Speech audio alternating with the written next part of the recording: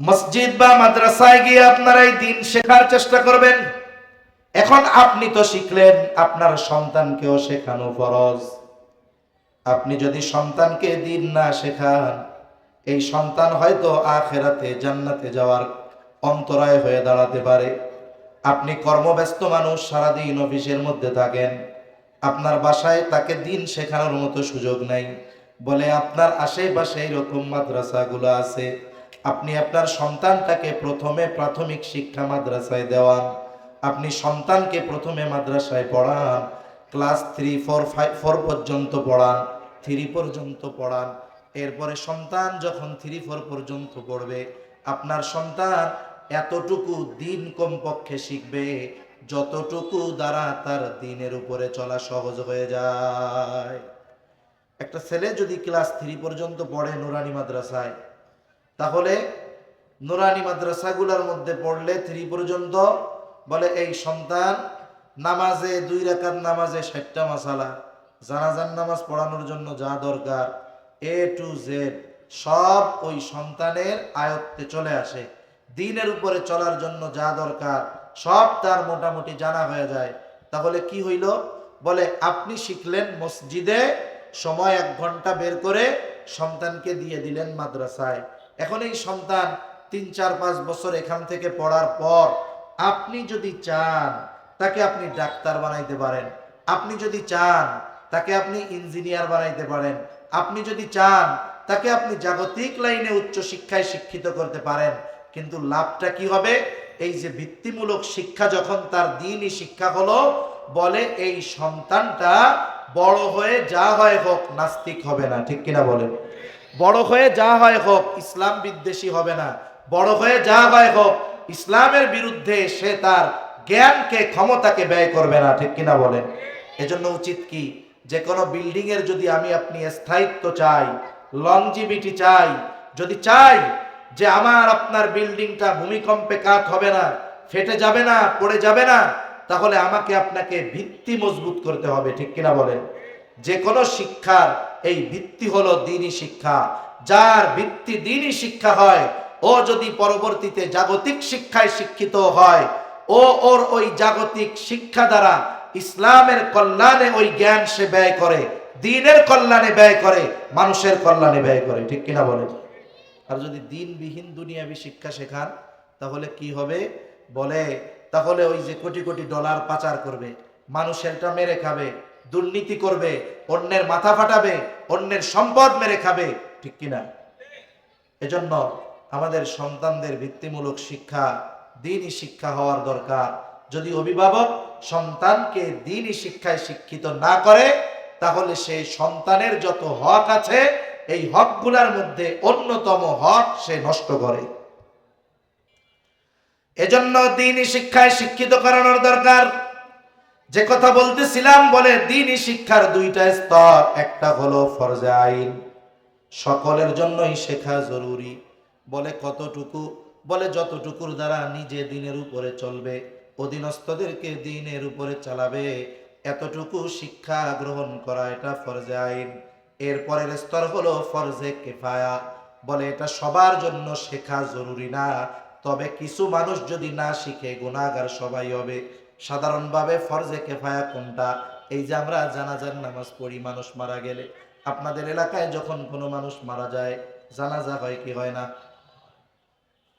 এই যে জানাজা হলো, এলাকার সব মানুষ কিন্তু জানাজায় অংশগ্রহণ করে না, কিছু মানুষ জানাজায় অংশগ্রহণ করে। এই কিছু মানুষের অংশগ্রহণ করার দ্বারা বাকি সবার উপর থেকে দায়িত্বটা আদায় হয়ে যায়। কিন্তু যদি অনাকাঙ্ক্ষিতভাবে এমন হয়, একটা মানুষ মারা গেছে, তার গোসল করানোর কেউ নাই, কাফন পরানোর কেউ নাই, জানাজা দেওয়ার কেউ নাই, একেবারে এলাকার সবাই অনুপস্থিত, কেউ আসে নাই, বলে এই ব্যক্তির এই জানাজা হলো না, কাফন হলো না, গোসল হলো না, এই জন্য এলাকার সব মানুষকে গুনাহগার হওয়া লাগবে। আমরা মনে করি যে এই দুনিয়ার হায়াত কোনো মতে যদি আরাম আয়েশ সুখ স্বাচ্ছন্দ্যের সাথে অতিবাহিত করে পার করে দেওয়া যায়, এটাই মনে হয় আমাদের সফলতা।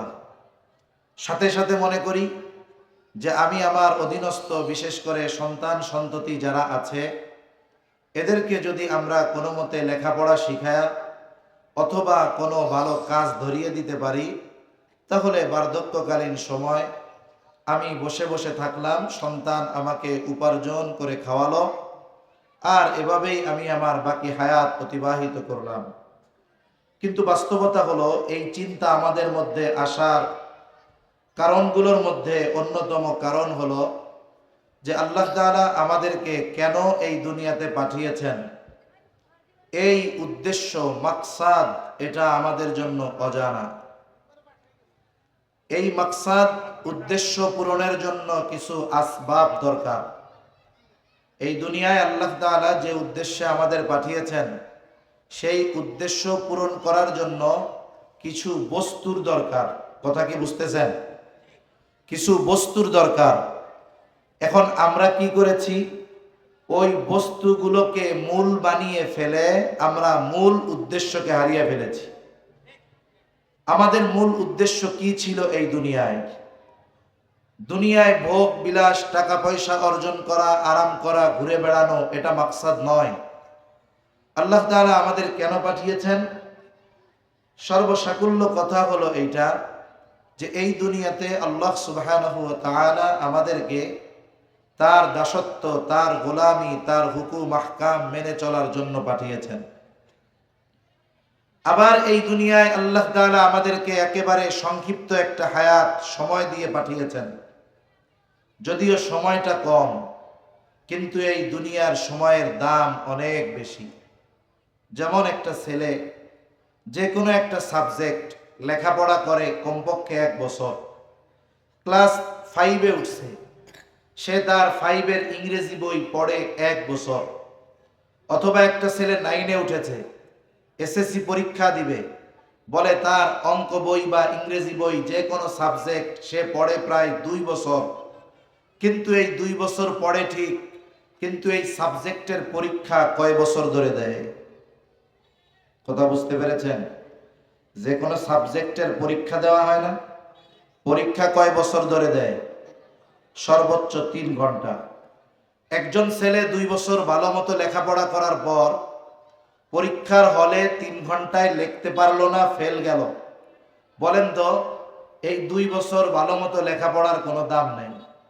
কিন্তু একজন লেখাপড়া করে নাই ঠিক মতো, পরীক্ষার হলে মোটামুটি কোনোভাবে সে পাশের উত্তর দিয়ে আসছে, সে টেনে টুনে হলেও পাশ করছে। মানুষ তখন কি বলবে? যে দেখো, ছেলেটা লেখাপড়া ঠিক মতো না করলেও পরীক্ষায় সে পাশ করছে। তাহলে পরীক্ষার হলের সময়টাই মূলত একটা ছাত্র বা স্টুডেন্টের পড়াশোনার মান বা তার অবস্থা নির্ণয় করা হয় মাত্র 3 ঘন্টার পরীক্ষার মাধ্যমে। এজন্য পরীক্ষার হলের সময় কম কিন্তু দাম বেশি। অনুরূপভাবে এই দুনিয়ার হায়াতের সময় কম কিন্তু দাম বেশি। কত দাম? বলে কেউ এই দুনিয়াকে কাজে লাগায়া অনন্তকালের জান্নাতের মালিক হয়, আবার কেউ কেউ এই দুনিয়ার ফাঁদে পড়ে তারা জান্নাতকে হারায়, আখিরাতকে বিনষ্ট করে। এজন্য সম্মানিত উপস্থিতি, আমরা যদি আল্লাহ তাআলার আমাদেরকে দুনিয়ায় পাঠানোর যেই উদ্দেশ্য, এই উদ্দেশ্যকে ঠিক রেখে এই উদ্দেশ্য বাস্তবায়নের জন্য যে আসবাব দরকার, এগুলো আমরা অর্জন করতাম বৈধ পন্থায়, তাহলে কি হতো? বলে উদ্দেশ্য ঠিক রেখে বৈধ পন্থায় ওই উদ্দেশ্য বাস্তবায়নের জন্য যত প্রয়োজনীয় সামগ্রী দরকার, এগুলো অর্জন করাও হয়তো আমার আপনার জন্য সওয়াবের কাজ বলে বিবেচিত হতো। কিন্তু কি, আমরা মাকসাদ হারিয়ে ফেলেছি, আমরা উদ্দেশ্য সম্পর্কে অজানা। কিন্তু আমাদের মনে রাখতে হবে, এ দুনিয়া আমাদের শেষ নয়, বরং এই দুনিয়া থেকে যাওয়ার পরে এমন এক সময়ের শুরু হবে, যেই সময়ের শুরু আছে তো শেষ নাই। ঠিক কিনা বলেন? এই দুনিয়ায় আমরা কেউ চিরদিন থাকতে পারবো না। আমাদের মূল উদ্দেশ্য ছিল যে এই দুনিয়ায় অবস্থান করে আখিরাতের পাথেয় সংগ্রহ করা। এজন্য আল্লাহ তাআলা কুরআনুল কারীমের বিভিন্ন জায়গায় আমাদেরকে স্মরণ করিয়ে দিয়েছেন যে তোমরা কি মনে করো যে বিনা কারণে আমি তোমাদেরকে এই দুনিয়াতে পাঠিয়েছি? আফা হাসিবতুম আন্নামা খলাকনাকুম আবাথা, তোমরা কি মনে করো যে বিনা কারণে আমি তোমাদের দুনিয়াতে পাঠাইছি? শোনা রাখো, ওয়া আন্নাকুম ইলাইনা লা তুরজাউন, যে তোমরা পুনরায় আমার কাছেই প্রবর্তিত হবে। তার মানে আমাদেরকে আবার আল্লাহ তাআলার কাছে ফিরে যেতে হবে। এই দুনিয়াতে যেই মানুষগুলো আল্লাহ তাআলার হুকুম আহকাম মেনে জান্নাতীদের মতো কর্ম করে জান্নাতের বান্দাদের তালিকায় যার নামটা অন্তর্ভুক্ত হবে, বলে দুনিয়ার আসবাব যদি তার কমও থাকে ওই লোকটাই হলো সফল লোক। ঠিক কিনা বলেন? এজন্য এই দুনিয়াতে আমাদের মূল টার্গেট কি? বলে দুনিয়ায় থাকতে থাকতে আখিরাতের পাথেও সংগ্রহ করা, নিজেদেরকে জাহান্নাম থেকে বাঁচানোর চেষ্টা করা, সাথে সাথে আমাদের অধীনস্থ যারা আছে এদেরকেও জাহান্নাম থেকে বাঁচানোর প্রচেষ্টা করা। এই দুই বিষয়ের লম্বা কথা বলার মতো সময় সুযোগ অবস্থা নাই। আমি শুধু অনেকগুলো বিষয় থেকে একটি পয়েন্ট নিয়ে আপনাদের সাথে কিছু মুযাকারা করব ইনশাআল্লাহ। দেখেন, এ দুনিয়াতে আল্লাহ তাআলা আমাদেরকে যত নেয়ামত দিয়েছেন, এই নেয়ামতগুলোর মধ্যে অন্যতম দামি এক নেয়ামত হলো সন্তান। দামি নেয়ামত কি? জোরে বলেন। সন্তান। কোরআনুল কারীমের মধ্যে আল্লাহ তাআলা সন্তান এবং সম্পদকে নেয়ামত বলে অভিহিত করেছেন, দুনিয়ার অলংকার বলে অভিহিত করেছেন। আল্লাহ তাআলা বলেন, আল মালু ওয়াল বানুনা জিনাতুল হায়াতিদ দুনিয়া। আল্লাহ তাআলা বলেন, মাল, সন্তান এটা হলো দুনিয়ার অলংকার। আবার আল্লাহ তাআলা আরেক জায়গায় এই মাল এবং সম্পদের ব্যাপারে বলেন, ইন্নামা আমওয়ালুকুম ওয়া আওলাদুকুম ফিতনাহ। আল্লাহ তাআলা বলেন, মাল, সন্তান এগুলো হলো ফিতনা, এগুলো হলো পরীক্ষা। বলে একই বস্তু এটা নেয়ামত, আবার একই বস্তু এটা পরীক্ষা কেমনে হয়ে দাঁড়ায়? বলে যখন কোন বস্তুকে আল্লাহ তাআলা নেয়ামত বলে অভিহিত করেন, ওই নেয়ামতের যখন যথাযথ ব্যবহার না করা হয়, ওই নেয়ামতটা তার জন্য পরীক্ষা হয়ে দাঁড়ায়। অনেক সময় ওই নেয়ামতটা তার শাস্তির কারণ হয়ে দাঁড়ায়। এই জন্য আল্লাহ প্রদত্ত যত নেয়ামত আছে, সব ধরনের নেয়ামতের সদাচরণ আমাদের করা দরকার। অনুরূপভাবে আল্লাহ তাআলা সন্তান নামক নেয়ামত যাদের দিয়েছেন, এই সন্তান নামক নেয়ামতেরও যথাযথ কদর করা দরকার। নিজে যেমন জাহান্নাম থেকে বাঁচা দরকার, অনুরূপভাবে অধীনস্থ যারা আছে এদেরকেও জাহান্নাম থেকে বাঁচানোর চেষ্টা করা দরকার। কেন? বলে আমার অধীনস্থ যারা আছে, ইন্না আতা'না, আমরা আমাদের বড়দের, তারাই আমাদেরকে পথচ্যুত করেছে, তারাই আমাদেরকে দ্বীন শেখায় নাই, তারাই আমাদেরকে সঠিকটা বোঝায় নাই। এখন কি হবে? ওই সন্তান অথবা আমার আপনার অধীনস্থ যারা আছে ওরা আল্লাহ তাআলার কাছে বলবে, রব্বানা আতিহিম দি'ফাইনি মিনাল আযাব ওয়া লা'আনহুম লা'নান কাবীরা। ওরা তখন আল্লাহ তাআলার কাছে বলবে, রব আতিহিম দি'ফাইনি মিনাল আযাব, আপনি তাদের আযাব বহু গুণে বাড়ায় দেন, আপনার খাস লানত এদের উপরে বর্ষণ করেন। চিন্তা করে দেখেন, একজন ভালো অভিভাবক, সে নিজে নামাজি ছিল, মুত্তাকি ছিল, পরহেজগার ছিল, কিন্তু তার অধীনস্থদেরকে জাহান্নাম থেকে বাঁচানোর ব্যবস্থা করে নাই, দ্বীন শেখায় নাই, দ্বীনের উপরে পরিচালিত করে নাই। বলে এইরকম অনেক ভালো মানুষ, মুত্তাকি মানুষ আখেরাতে তার অধীনস্থদের কারণে ধরা পড়ে যাবে। এজন্য আমরা যদি আমাদের অধীনস্থদেরকে জাহান্নাম থেকে বাঁচাতে চাই, জাহান্নাম থেকে কেমনে বাঁচতে হবে এই শিক্ষা তাদেরকে দেওয়াতে হবে। ঠিক কিনা বলেন? নিজে দিতে হবে, নিজে যদি দেওয়ার সুযোগ না থাকে অন্য কাউকে দিয়ে হলেও দেওয়াতে হবে। এখন কি করবেন? কি শিক্ষা দেওয়াবেন? অনেকে বলতে পারে যে আমরা কি শুধু সন্তানদের আলেম বানাবো? আমি শুরুতেই বলছি যে না, আপনার সন্তানকে তো আলেম বানানোর দরকার নাই, আপনি আগে মুসলমান বানান। ঠিক কিনা বলেন? মুসলমান হওয়ার জন্য কি দরকার? বলে মুসলমান হওয়ার জন্য ইলম দরকার, মুসলমান হওয়ার জন্য জ্ঞান দরকার, ইলমে দ্বীন অর্জন করা দরকার। এই দৃষ্টিকোণ থেকে স্বাভাবিকভাবে আমাদের দেশে দুই ধারার শিক্ষা পদ্ধতি চালু আছে। কয় ধারা? জোরে বলেন, কয় ধারা?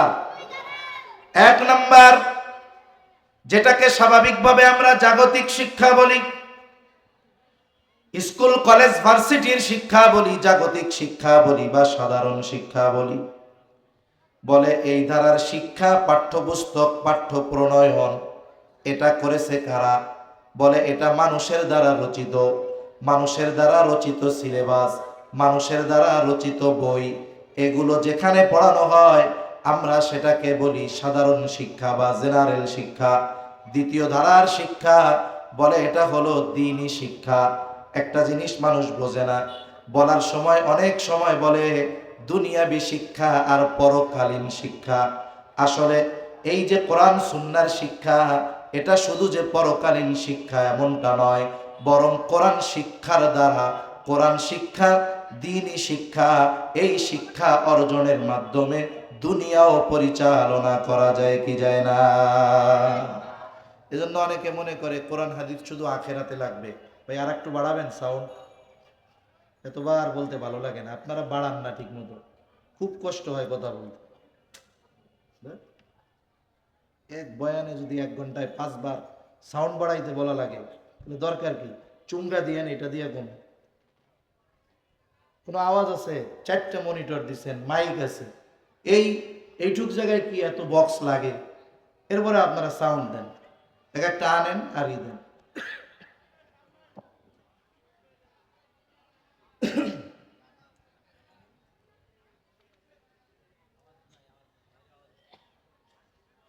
তাহলে শিক্ষা যারা বলে কোরআন সুন্নাহর শিক্ষা হলো পরকালীন শিক্ষা, এটা ভুল। কেন ভুল? বলে কোরআন সুন্নাহর শিক্ষার মাধ্যমেই এই দুনিয়াকে সঠিকভাবে পরিচালনা করা যায়, ঠিক কিনা বলেন? আখিরাত তো আছেই, দুনিয়া পরিচালনার জন্য কোরআন সুন্নাহর শিক্ষা দরকার। তাহলে সাধারণ শিক্ষা আর দ্বীনি শিক্ষা, বলে সাধারণ শিক্ষার সিলেবাস প্রণয়ন করেছে সাধারণ মানুষ, আর দ্বীনি শিক্ষার সিলেবাস প্রণয়ন এটা দুনিয়ার কোনো মানুষ করে নাই। বলে দ্বীনি শিক্ষার সিলেবাস প্রণয়ন করেছেন আল্লাহ আর তার নবী মুহাম্মদুর রাসূলুল্লাহ সাল্লাল্লাহু আলাইহি ওয়াসাল্লাম। জেনারেল শিক্ষার 2টা দিক। কয়টা দিক? জোরে বলেন। একটা হলো উপকারী দিক আর একটা হলো অনুপকারী দিক। আপনি আপনার সন্তানকে শুধু জেনারেল শিক্ষায় শিক্ষিত করতেছেন, এর মধ্যে কিছু উপকারী বিষয় আছে, কিছু অনুপকারী বিষয় আছে। যেমন আগে অনুপকারী বিষয়গুলো বলি। দেখবেন আমাদের দেশ সহ গোটা পৃথিবীতে জাগতিক শিক্ষা থেকে ইসলামকে, দ্বীনকে, ধর্মকে তুলে দেওয়ার অপচেষ্টা চলতেছে কি চলতেছে না? সারা পৃথিবীতে চাচ্ছে জাগতিক শিক্ষার মধ্যে নাস্তিক্যবাদকে ঢুকায় দিতে। জাগতিক শিক্ষার মধ্যে আমাদের দেশেও বিগত সময় কত ষড়যন্ত্র জাগতিক শিক্ষার মধ্যে ঢুকায় দিছে। বলে কি ঢুকায় দিছে? এমন এমন কিছু কথা, এমন এমন কিছু বিষয় আমাদের সন্তানদের পাঠ্যপুস্তকের মধ্যে ঢুকায় দেওয়া হয়েছে, যার দ্বারা, যেই শিক্ষা গ্রহণ করার দ্বারা, ওই শিক্ষা বিশ্বাস করার দ্বারা আমার আপনার সন্তানেরা যে বেঈমান হতো, বদ্দিন হতো, এ ব্যাপারে কোনো সন্দেহ ছিল না। কি নিয়ে জানি আমরা কিছুদিন আন্দোলন করলাম, আমাদের পাঠ্যপুস্তকে কি ঢুকাইছিল গন্ধ? ট্রান্সজেন্ডার। ট্রান্সজেন্ডার এই যে বিষয়টা, ওই সময় তো অনেক আলোচনা আপনাদের মধ্যে হয়েছে, আপনারা শুনেছেন। হিজড়া আর ট্রান্সজেন্ডার, ট্রান্সজেন্ডার শব্দের অর্থ করত ওরা হিজড়া।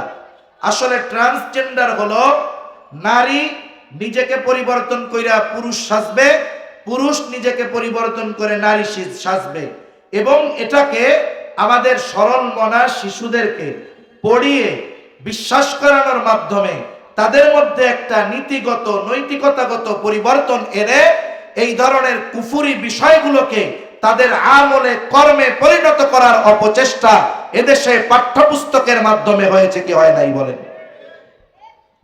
যেমন এখনো পৃথিবীর অনেক দেশে বলে যে মানুষ আসছে বানর থেকে পরিবর্তন হইয়া, বানর থেকে বিবর্তন হতে হতে আস্তে আস্তে মানুষ হয়ে গেছে।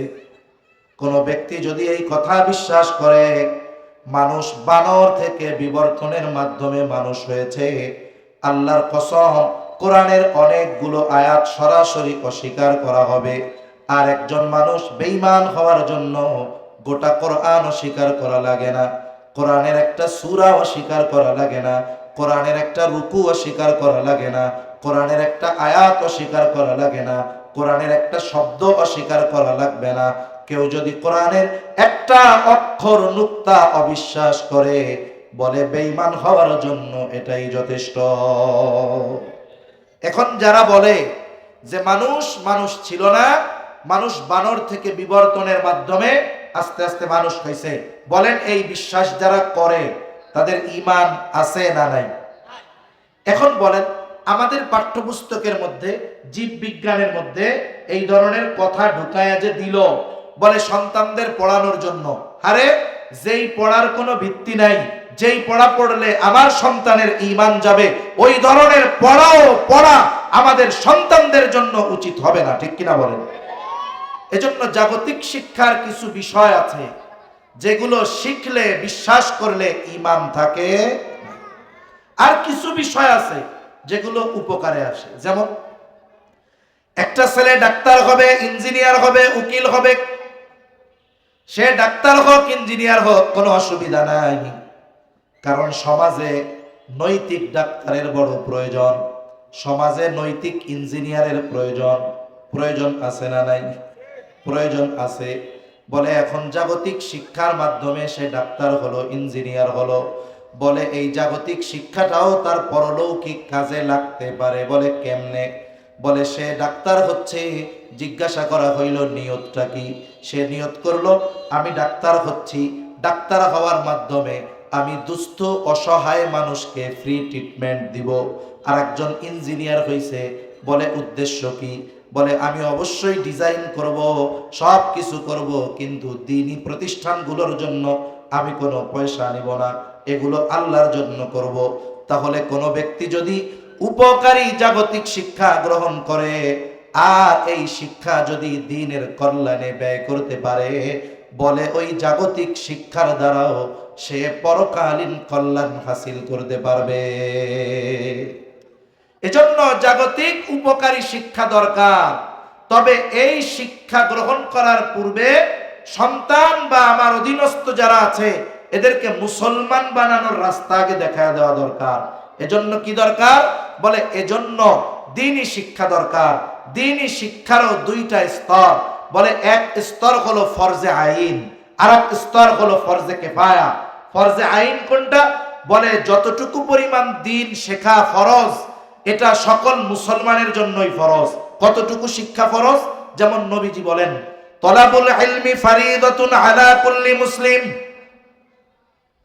দ্বীনি ইলম শিক্ষা করা প্রত্যেক মুসলমান নরনারীর উপরে ফরজ। এখন কতটুকু ফরজ? কেউ বলে একজন মানুষ পরিপূর্ণ দ্বীনের উপরে চলার জন্য যতটুকু ইলমে দ্বীন দরকার ততটুকু ইলমে দ্বীন শেখা ফরজ।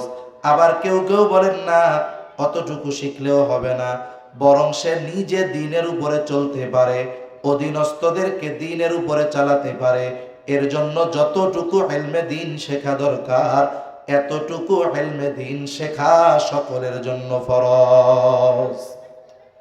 আমাদের সমাজে অধিকাংশ মানুষদের দিকে যদি খেয়াল করা হয় তাহলে কি দেখা যাবে?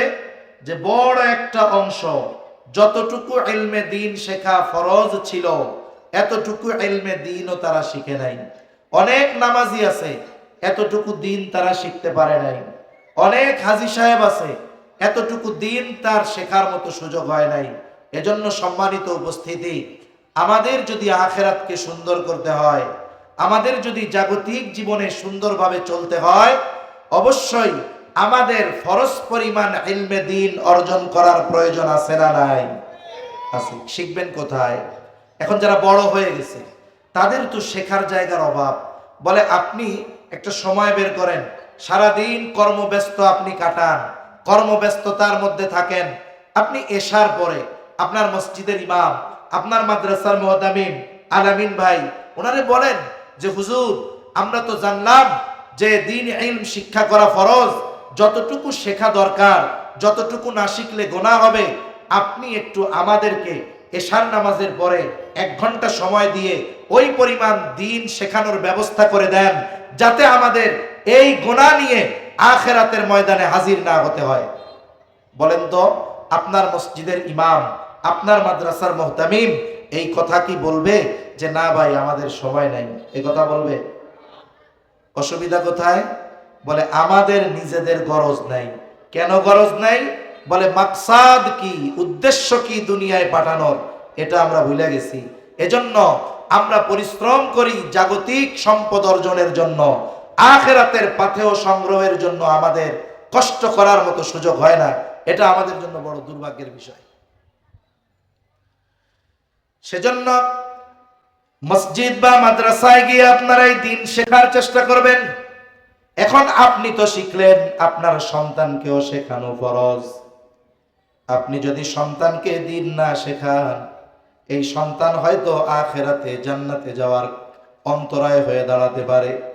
আপনি কর্মব্যস্ত মানুষ, সারাদিন অফিসের মধ্যে থাকেন, আপনার বাসায় তাকে দ্বীন শেখানোর মতো সুযোগ নাই। বলে আপনার আশেপাশে এরকম মাদ্রাসাগুলো আছে, আপনি আপনার সন্তানটাকে প্রথমে প্রাথমিক শিক্ষা মাদ্রাসায় দেওয়ান। আপনি সন্তানকে প্রথমে মাদ্রাসায় পড়ান, ক্লাস 3, 4, 5, 4 পর্যন্ত পড়ান, 3 পর্যন্ত পড়ান। এরপরে সন্তান যখন 3, 4 পর্যন্ত পড়বে, আপনার সন্তান এতটুকু দ্বীন কমপক্ষে শিখবে যতটুকু দ্বারা তার দ্বীনের উপরে চলা সহজ হয়ে যায়। একটা ছেলে যদি ক্লাস 3 পর্যন্ত পড়ে নুরানি মাদ্রাসায়, তাহলে নুরানি মাদ্রাসাগুলোর মধ্যে পড়লে 3 পর্যন্ত, বলে এই সন্তান নামাজে 2 রাকাত নামাজে 60টা মাসালা, জানাজার নামাজ পড়ানোর জন্য যা দরকার A to Z সব ওই সন্তানের আয়ত্তে চলে আসে। দ্বীনের উপরে চলার জন্য যা দরকার সব তার মোটামুটি জানা হয়ে যায়। তাহলে কি হইল? বলে আপনি শিখলেন মসজিদে, সময় 1 ঘন্টা বের করে সন্তানকে দিয়ে দিলেন মাদ্রাসায়। এখন এই সন্তান 3, 4, 5 বছর এখান থেকে পড়ার পর আপনি যদি চান তাকে আপনি ডাক্তার বানাইতে পারেন, আপনি যদি চান তাকে আপনি ইঞ্জিনিয়ার বানাইতে পারেন, আপনি যদি চান তাকে আপনি জাগতিক লাইনে উচ্চ শিক্ষায় শিক্ষিত করতে পারেন। কিন্তু লাভটা কি হবে? এই যে ভিত্তিমূলক শিক্ষা যখন তার দ্বীনি শিক্ষা হলো, বলে এই সন্তানটা বড় হয়ে যা হয় হোক নাস্তিক হবে না। ঠিক কিনা বলেন? বড় হয়ে যা হয় হোক ইসলাম বিদ্বেষী হবে না, বড় হয়ে যা হয় হোক ইসলামের বিরুদ্ধে সে তার জ্ঞানকে, ক্ষমতাকে ব্যয় করবে না। ঠিক কিনা বলেন? এজন্য উচিত কি, যে কোনো বিল্ডিং এর যদি আমি আপনি স্থায়িত্ব চাই, লংজিভিটি চাই, যদি চাই যে আমার আপনার বিল্ডিংটা ভূমিকম্পে কাত হবে না, ফেটে যাবে না, পড়ে যাবে না, তাহলে আমাকে আপনাকে ভিত্তি মজবুত করতে হবে। ঠিক কিনা বলেন? যে কোনো শিক্ষার এই ভিত্তি হলো দ্বীনি শিক্ষা। যার ভিত্তি দ্বীনি শিক্ষা হয়, ও যদি পরবর্তীতে জাগতিক শিক্ষায় শিক্ষিত হয়, ওর ওই জাগতিক শিক্ষা দ্বারা ইসলামের কল্যাণে ওই জ্ঞান সে ব্যয় করে, দ্বীনের কল্যাণে ব্যয় করে, মানুষের কল্যাণে ব্যয় করে। ঠিক কিনা বলেন? আর যদি দ্বীনবিহীন দুনিয়াবী শিক্ষা শেখান, তাহলে কি হবে? বলে তাহলে ওই যে কোটি কোটি ডলার পাচার করবে, মানুষেরটা মেরে খাবে, দুর্নীতি করবে, অন্যের মাথা ফাটাবে, অন্যের সম্পদ মেরে খাবে। ঠিক কিনা? এজন্য আমাদের সন্তানদের ভিত্তিমূলক শিক্ষা, দ্বীনি শিক্ষা হওয়ার দরকার। যদি অভিভাবক সন্তানকে দ্বীনি শিক্ষায় শিক্ষিত না করে, তাহলে সেই সন্তানের যত হক আছে, এই হকগুলোর মধ্যে অন্যতম হক সে নষ্ট করে। এজন্য দ্বীনি শিক্ষায় শিক্ষিত করানোর দরকার। যে কথা বলতেছিলাম, বলে দ্বীনি শিক্ষার 2টা স্তর। একটা হলো ফরজে আইন, সকলের জন্যই শেখা জরুরি। বলে কতটুকু? বলে যতটুকুর দ্বারা নিজে দ্বীনের উপরে চলবে, অধীনস্থদেরকে দ্বীনের উপরে চালাবে, এতটুকু শিক্ষা গ্রহণ করা, এটা ফরজে আইন। এরপরের স্তর হলো ফরজে কিফায়া। বলে এটা সবার জন্য শেখা জরুরি না, তবে কিছু মানুষ যদি না শিখে গুনাহগার সবাই হবে। সাধারণভাবে ফরজে কিফায়া কোনটা? এই যে আমরা জানাজার নামাজ পড়ি মানুষ মারা গেলে, আপনাদের এলাকায় যখন কোনো মানুষ মারা যায় জানাজা হয় কি হয় না? এই যে জানাজা হলো, এলাকার সব মানুষ কিন্তু জানাজায় অংশগ্রহণ করে না, কিছু মানুষ জানাজায় অংশগ্রহণ করে। এই কিছু মানুষের অংশগ্রহণ করার দ্বারা বাকি সবার উপর থেকে দায়িত্বটা আদায় হয়ে যায়। কিন্তু যদি অনাকাঙ্ক্ষিতভাবে এমন হয়, একটা মানুষ মারা গেছে, তার গোসল করানোর কেউ নাই, কাফন পরানোর কেউ নাই, জানাজা দেওয়ার কেউ নাই, একেবারে এলাকার সবাই অনুপস্থিত, কেউ আসে নাই, বলে এই ব্যক্তির এই জানাজা হলো না, কাফন হলো না, গোসল হলো না, এই জন্য এলাকার সব মানুষকে গুনাহগার হওয়া লাগবে। তাহলে ফরজে কিফায়া হলো এমন ফরজ যেটা কিছু মানুষ আদায় করলে সবার পক্ষ থেকে আদায় হয়ে যায়। আপনারা কথা শুনতেছেন তো? শোনা যায়? আমি না শুনি শুনি, আপনারা শুনলে হইল। আর বললেন না, এক মাহফিলে যদি 10 বার মাইকে সাউন্ড বাড়াইতে বলতে হয়, এর চেয়ে আর কষ্টের কি আছে? আমার বুক ব্যথাচ্ছে, গলা ব্যথাচ্ছে, আমার মন চাচ্ছে এখনই আলোচনা শেষ করে দিই। ফালতু সাউন্ড সিস্টেম।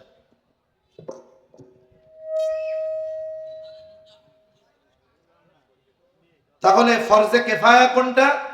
বলে এমন ফরজ যদি কিছু মানুষ আদায় করে এটা সকলের পক্ষ থেকে আদায় হয়ে যায়, এটা হলো ফরজে কিফায়া। এখন একটা সমাজের সবার মুফতি হওয়া জরুরি না, এক সমাজের সবার শাইখুল হাদিস হওয়া জরুরি না, এক সমাজে সবার মাওলানা হওয়া জরুরি না, কিন্তু আপনার সমাজের কেউ যদি মুফতি সাহেব না হয়, তাহলে ওই সমাজের সব মানুষের গুনাহগার হওয়া লাগে। এই জন্য দেখেন ছোট ছোট মাদ্রাসাগুলো বিশেষ করে ফরজে আইন যতটুকু দিন শেখা দরকার এই দিন শেখার ব্যবস্থা তারা করে। আবার এলাকার মধ্যে ছোট মাদ্রাসা অনেক, বড় মাদ্রাসা থাকে কিছু, যেই সব জায়গায় পড়াশোনা করে ছেলেরা মাওলানা হয়, যেই সব জায়গায় পড়াশোনা করে ছেলেরা মুফতি হয়, যেই সব জায়গায় পড়াশোনা করে উচ্চতর দ্বীনি শিক্ষা তারা অর্জন করে। বলে এই যে তারা যে করতেছে এটা তারা আমাদের উপকার করতেছে। যদি তারা নিজেদের অর্থ শ্রম সময় ব্যয় করে এই মুফতি সাহেব না হইতো, যদি তারা মুহাদ্দিস সাহেব না হইতো, তাহলে সমাজের সকল মানুষের গুনাহগার হওয়া লাগতো। তাহলে বলেন যারা আলেম হয়, এই যে মুফতি সাহেব হয় যারা, এরা হওয়ার কারণে আমরা গুনার থেকে বাইসা যাই। এজন্য আমাদের উচিত এই দৃষ্টিকোণ থেকে হলেও উলামায়ে কেরামের সাথে ভালো আচরণ করা, সদাচরণ করা, ভালো ব্যবহার করা, ঠিক কিনা বলেন? এখন প্রথম কি জানলাম? জাগতিক শিক্ষার দুইটা দিক, বলে একটা উপকারী একটা অনুপকারী। দ্বীনি শিক্ষার দুইটা স্তর, বলে একটা ফরজে আইন আর একটা ফরজে কিফায়া। জাগতিক শিক্ষার যেই দুইটা স্তর, এর একটা হলো উপকারী, বলে ওই জাগতিক শিক্ষা মানুষের উপকারে লাগে কখন?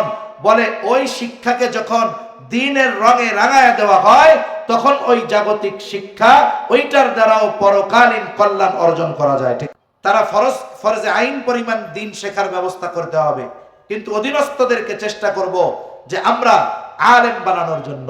কেন? বলে সন্তান যদি আলেম হয়, হাফেজ হয়, সন্তানের কারণে কিয়ামতের দিন মা বাবা সম্মানিত হবে ইনশাআল্লাহ।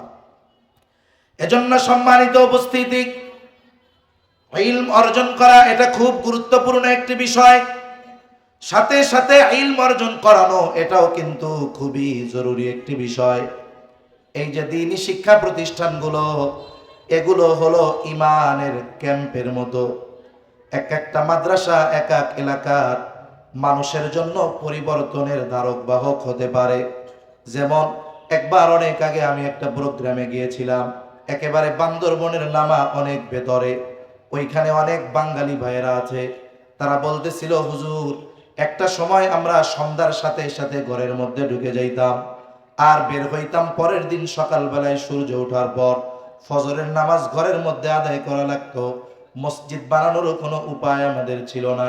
কিন্তু আমাদের এলাকায় দুইটা ক্যাম্প বইছে, একটা সেনাবাহিনীর আর একটা হলো বর্ডার গার্ড বাংলাদেশের। বলে এই দুইটা ক্যাম্পে 50-50-100 জন সৈন্য আছে। এই দুইটা ক্যাম্প হওয়ার কারণে আমাদের এলাকার মানুষের জানমাল এখন নিরাপদ। বলে রাত 12টা পর্যন্ত যদি বাজারেও থাকি কোনো অসুবিধা নাই, চিন্তা করে দেখেন, একটা ক্যাম্প হওয়ার কারণে যদি একটা মানুষের, এক এলাকার মানুষের জানমাল নিরাপদ হয়ে যায়, তাহলে যদি এই রকম এক একটা মাদ্রাসা হয়, এই মাদ্রাসাগুলো একটা এলাকার মানুষের ঈমান হেফাজতের জন্য সাহায্যকারী হয়ে যায়। এজন্য আমাদের কি উচিত? বলে আমাদের উচিত হলো আমাদের সন্তানদেরকে এই মাদ্রাসাগুলোর মধ্যে দিয়ে, আমাদের সন্তানদেরকে মাদ্রাসায় দিয়ে আমাদের সন্তানকে ইসলামের বা দ্বীনের সৈনিক হিসাবে গড়ে তোলা দরকার। ঠিক কিনা বলেন? দ্বীন শিখলে কোনো মানুষ কখনো অসম্মানিত হয় না। দ্বীন শিখলে মানুষের যোগ্যতা বাড়ে। দ্বীন শেখার মাধ্যমে আল্লাহ সুবহানাহু ওয়া তাআলা মানুষের সম্মান বাড়ায় দেয়, মর্যাদা উত্তীর্ণ করে দেয়। আমরা মনে করি মর্যাদা মনে হয় টাকা পয়সা, ধন দৌলত এগুলোর মধ্যে, কিন্তু আল্লাহ সুবহানাহু ওয়া তাআলা কোরআনুল কারীমের মধ্যে জানায় দেন দ্বীন শিক্ষার ফজিলত আল্লাহ তাআলা বর্ণনা করে বলেন, কি বলেন? ইয়ারফাইল্লাহুল্লাযীনা আমানু মিনকুম ওয়াল্লাযীনা উতুল ইলমা দারাজাত। আল্লাহ তাআলা কাদের মর্যাদাকে সমুন্নত করেছেন? আল্লাহ তাআলা বলেন, তোমাদের মধ্যে যারা ঈমান এনেছে এবং যাদেরকে ইলমে দ্বীন তথা ইলম দান করা হয়েছে, আল্লাহ সুবহানাহু ওয়া তাআলা বলেন মর্যাদার দিক দিয়ে তারা অনেক উচ্চ অবস্থানে। ইলমের কারণে মানুষের মর্যাদা বাড়ে। কেমনে বাড়ে? উদাহরণ দিলে বুঝতে সহজ হবে। মনে করেন এদেশের একজন যে কোনো এক বাহিনীর প্রধান, তার অনেক সম্মান। সেনাবাহিনীর যিনি প্রধান অনেক সম্মান না? বিমান বাহিনীর প্রধান অনেক সম্মান না? কিন্তু ওনার সম্মান যত হোক, উনি যখন চাকরি থেকে অবসর নেবেন, চাকরি থেকে যখন অবসরে চলে যাবেন, বলেন তো চাকরি করাকালীন সময় তার যেই সম্মান ছিল, চাকরি থেকে অবসরে যাওয়ার পরে তার কি সেই সম্মান আর মর্যাদা আর থাকবে? কোনো ভ্যালু নাই তার। কিন্তু এই বাংলাদেশের অনেক আলেমদের দ্বারা উদাহরণ দেওয়া যাবে। এই আলেমরা যত বৃদ্ধ হয় তাদের মর্যাদা সম্মান তত আরো বাড়তে থাকে। ঠিক কিনা বলেন? যত বুড়া হয়, দাড়ি যত পাকে, আর সম্মান তত বাড়ে। আহমদ শফী সাহেব রহমাতুল্লাহি আলাইহি বুড়াকালে আইসা আল্লাহ তাআলা তার আকাশচুম্বী জনপ্রিয়তা তাকে দান করেছেন। মানুষের মধ্যে তার মর্যাদা কত। এইরকম ভাবে যারা ইলম অর্জন করে, এদের বয়সের সাথে সাথে আল্লাহ সুবহানাহু ওয়া তাআলা এদের মর্যাদা আরো বাড়ায় দেয়। দুনিয়ায়ও বাড়ায়, বলে আখিরাতেও বাড়ায় দেয়। সুবহানাল্লাহ। আরেকটা বিষয়, ইলম সবাই অর্জন করতে পারে না। আল্লাহ তাআলা যাকে কবুল করে সেই পারে, তবে বান্দা চেষ্টা করতে পারে। এখন যদি কেউ এই চিন্তা করে বসে থাকে আল্লাহ যদি কবুল করে তাহলে তো হবে, যা হয় হবে, আমি বসে থাকি, বিষয়টা এমন নয়। বরং বান্দার কাজ চেষ্টা করা। বান্দা যদি চেষ্টা করে, তৌফিক দেওয়ার মালিক কে? এজন্য রাসূলুল্লাহ সাল্লাল্লাহু আলাইহি ওয়াসাল্লাম বলেন, মাইয়ুরিদিল্লাহু বিহি খায়রান ইউফাক্কিহু ফিদ্দীন। বাস্তবতা হলো আল্লাহ সুবহানাহু ওয়া তাআলা যার কল্যাণ চান তাকেই দ্বীনের বুঝ দান করেন। আর দ্বীনের প্রকৃত বুঝ সাধারণ মানুষ সহজে বুঝতে পারে না। যারা ইলমে দ্বীন অর্জন করে প্রকৃত দ্বীন তারাই বুঝতে পারে বিধায় যখন দ্বীন বিদ্বেষী, দ্বীনের বিরোধী কোনো কথা হয়, কোরআন সুন্নাহর যখন কোনো অপব্যাখ্যা হয়, মানুষের কাছে ভালো লাগলেও উলামায়ে কেরাম সেই অপব্যাখ্যাকারীর প্রতিবাদ করে কি করে না? এই যে মনে করেন সমকালীন সময়গুলোর দিকে তাকান, এই যে টঙ্গীর ইস্তেমার ময়দানে শরঈ নিজাম তথা উলামায়ে কেরামের তত্ত্বাবধানে পরিচালিত হন যারা, তাদের উপরে একেবারে নৃশংস এক হামলা করা হলো। ঘুমন্ত তাহাজ্জুদ নামাজেরত কিছু মানুষ পাহারারত, এই মানুষগুলাকে, নিরস্ত্র মানুষগুলাকে নির্বিচারে কিভাবে আক্রমণ করে হত্যা পর্যন্ত করা হলো। 4 জন অফিসিয়াল ঘোষণা দেওয়া হয়েছে যে 4 জনকে হত্যা করে ফেলছে। এর মধ্যে একজন প্রথম কিশোরগঞ্জের এক ভাই, উনি শহীদ হয়েছেন। তার বুকে নাকি ছুরি ঢুকায়া ছুরি এরকম মুড়াইছে। কি পরিমাণ রক্তপাত হয়েছে, রক্তক্ষরণ হয়েছে, উনি ইন্তেকাল করেছে। আমরা দোয়া করি আল্লাহ সকলকে শাহাদাতের মর্যাদা দান করুন। এই যে দেখেন, যেই মানুষগুলো গিয়ে এদের উপরে আক্রমণ করেছে, এই মানুষগুলো কোরআন সুন্নাহর অপব্যাখ্যাকারী এক ব্যক্তির অনুসরণকারী এ মানুষগুলো। এখন দেখেন, মানুষ অপব্যাখ্যা বুঝতে পারে নাই বিধায় তো তার অনুসরণ করছে, ঠিক কিনা? এই আওয়াম, সাধারণ মানুষ, এরা যদি বুঝতো যে ওই ব্যক্তির এই বক্তব্যগুলো অসত্য, এগুলো বিকৃত বক্তব্য, এগুলো সঠিক বক্তব্য নয়, তাহলে কিন্তু সাধারণ মানুষ তার অনুসরণ করতো না। কিন্তু এই মানুষগুলো না বোঝার কারণে তার চটকদার মজার মজার কথায় আকৃষ্ট হয়ে তার অনুসরণ করে কোরআন সুন্নাহর আলোকে ওই অপব্যাখ্যাকারীর বিরুদ্ধে যারা প্রতিবাদ করেছে তাদের গায়ে হাত তুলতে, হত্যা করতে তারা দ্বিধাবোধ করে নাই। তাহলে বোঝা গেল কি, দ্বীনের সঠিক বুঝটা এটা উলামায়ে কেরাম বুঝে, আর উলামায়ে কেরাম দ্বীনের সঠিক বুঝটা আমাদেরকে জানায়। আমাদের কাজ কি? বলে তাদের থেকে এই বুঝ, এই জ্ঞান গ্রহণ করে তাদের পরামর্শের আলোকে পথ চলা, এটা ছিল আমাদের কাজ। এজন্য মনে রাখতে হবে, উম্মতকে যদি পথচ্যুত করতে হয় তাহলে সবচাইতে বড় কাজ হলো আলেমদের থেকে সাধারণ মানুষকে বিচ্ছিন্ন করে দেওয়া। তাহলে কি হবে? বলে আলেম থেকে যদি বিচ্ছিন্ন হয়ে যায়, এই মানুষগুলো অন্ধের মতো হয়ে যাবে। এদেরকে তখন দ্বীনের ব্যাপারে যাই বলা হবে ওরা মনে করবে এটাই সঠিক, আর দেখা যাবে এই মানুষগুলোকে ব্যবহার করে দ্বীনকে বিকৃত করার জন্য একদল মানুষ উঠে পড়ে লেগে যাবে, ঠিক কিনা বলে? এজন্য আল্লাহ তাআলা আলেমদেরকে দ্বীনের সঠিক বুঝ দেন।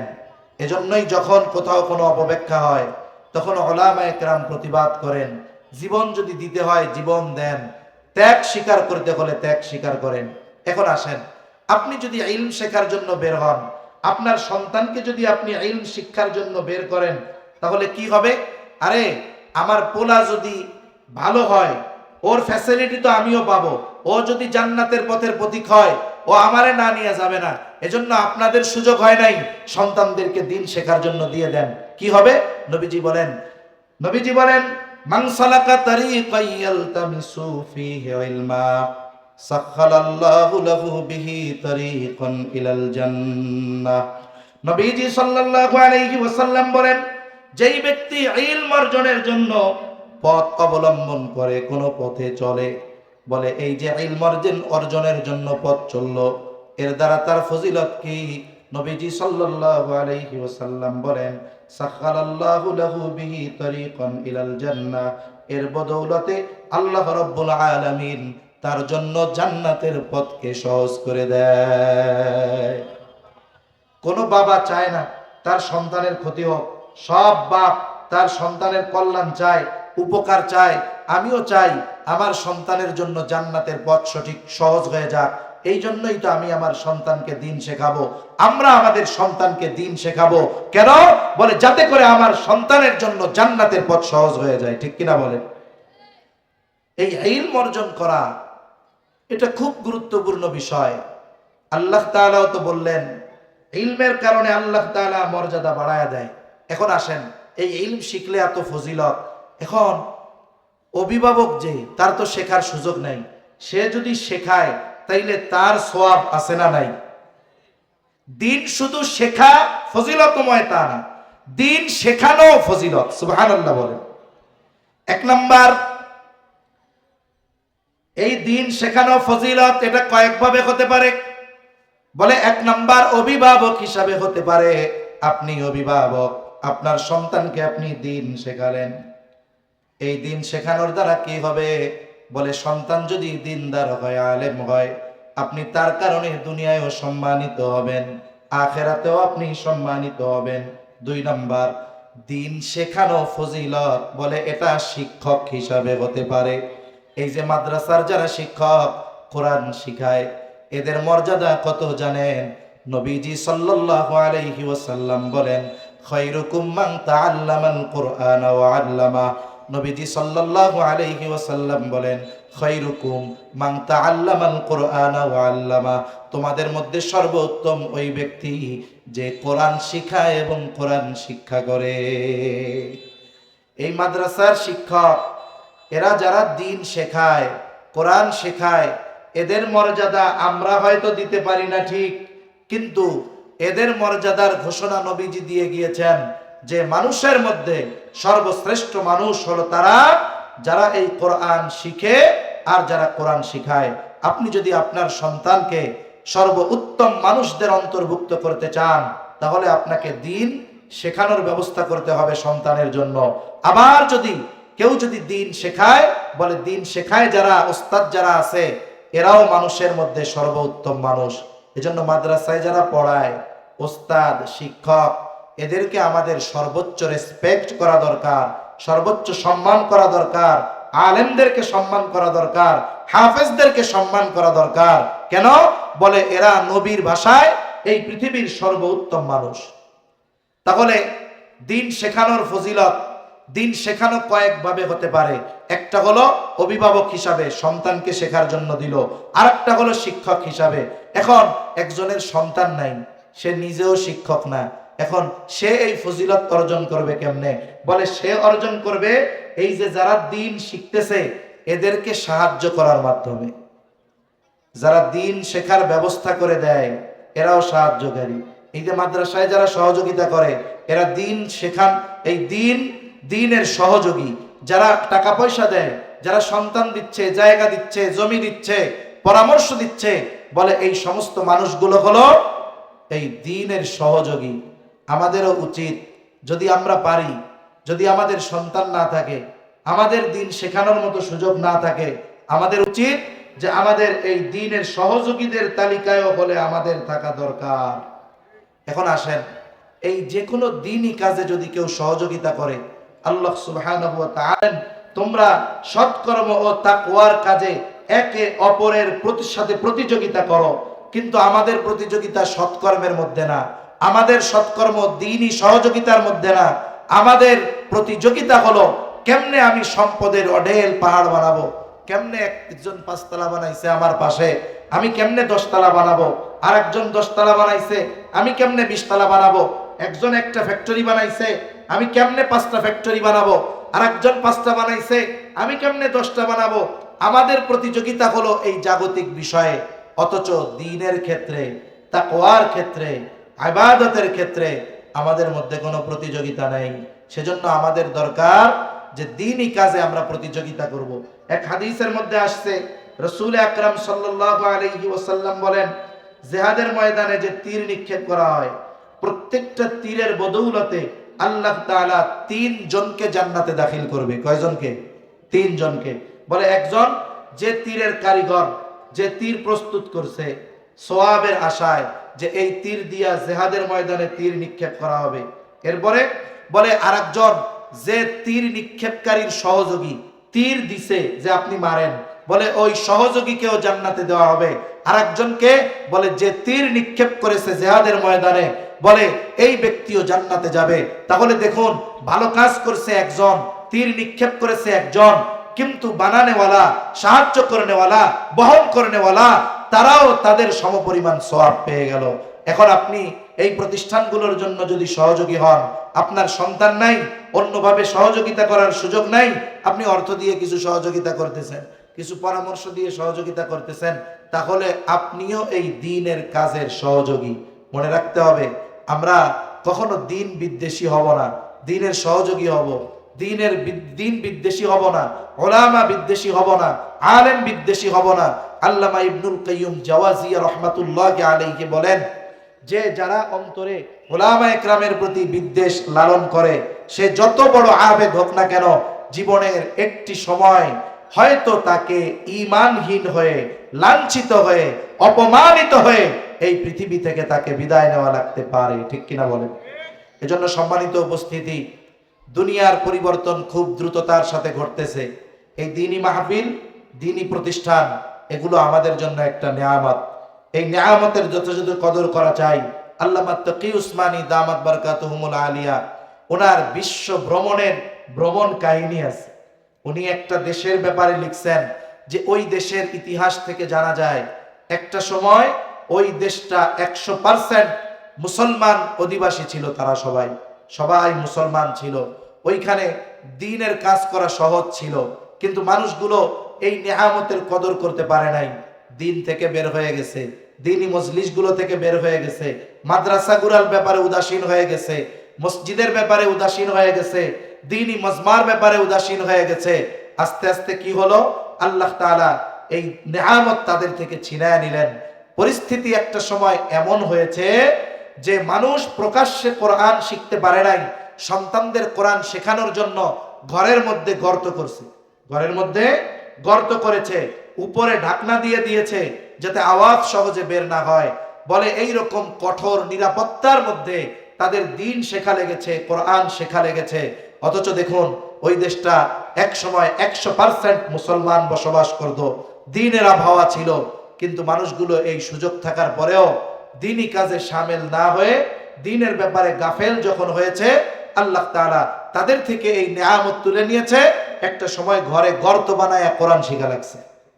এজন্য আমাদের এই দেশ ওলামায়ে কেরামের দেশ, ওলিয়া উলিয়াদের দেশ, বুজুর্গদের দেশ, সৎ মানুষের দেশ, ইসলাম পন্থীদের দেশ। আমরা যদি আমাদেরকে কোরআনের পথে পরিচালিত না করি, সন্তানদেরকে যদি দ্বীন শেখাই, এই মসজিদ মাদ্রাসা এগুলোর ব্যাপারে যদি সর্বোচ্চ আন্তরিক না হই, এগুলোকে যদি গুরুত্ব না দেই, দ্বীনি মজমাগুলোকে যদি গুরুত্ব না দেই, তাহলে কি হবে? আস্তে আস্তে এক সময় আল্লাহ না করুক ওই দেশের মতেও আমাদের থেকে আল্লাহ তাআলা এই নিয়ামত উঠায় নিয়ে যাবে। এখন প্রকাশ্যে কোরআন শিক্ষার কত ব্যবস্থাপনা আছে মসজিদে মাদ্রাসায়, একটা সময় দেখা যাবে প্রকাশ্যে শেখা যাবে না, ঘরে গর্ত করে কোরআন শেখা লাগবে। বলেন তো ওই রকম পরিস্থিতি হোক আমরা কি কেউ চাই? জোরে বলেন, আমরা কি কেউ চাই? এটা আমরা কেউ চাই না। আমাদের এজন্য আমাদের মূল লক্ষ্য ঠিক রাখতে হবে যে আমাদের মূল লক্ষ্য কি? এই দুনিয়া থেকে জান্নাতের পাথেয় সংগ্রহ করা, দুনিয়া থেকে জান্নাতের সামান সংগ্রহ করা। এজন্য আমরা দ্বীনের সাথে সম্পৃক্ত থাকব, নিজেরা নিজেদেরকে ঈমান তো এনেছি, নেক আমলের মাধ্যমে আল্লাহর হুকুম আহকাম মেনে চলার মাধ্যমে জাহান্নাম থেকে বাঁচার জন্য নিজেদের তৈরি করব। সাথে সাথে অধীনস্থদের জন্য দ্বীন শেখানোর ব্যবস্থা করে তাদেরকেও মুসলমানে পরিণত করব, এর দ্বারা তারাও জাহান্নাম থেকে বাঁচবে। তাহলে কি হবে? বলে দুনিয়াও সুন্দর, আখিরাতও সুন্দর। আল্লাহ সুবহানাহু ওয়া তাআলা আমাদের সবাইকে কথাগুলো বুঝবার তৌফিক দান করেন, আমিন। ওয়া আখিরু দাওয়ানা আনিল হামদুলিল্লাহি রাব্বিল আলামিন।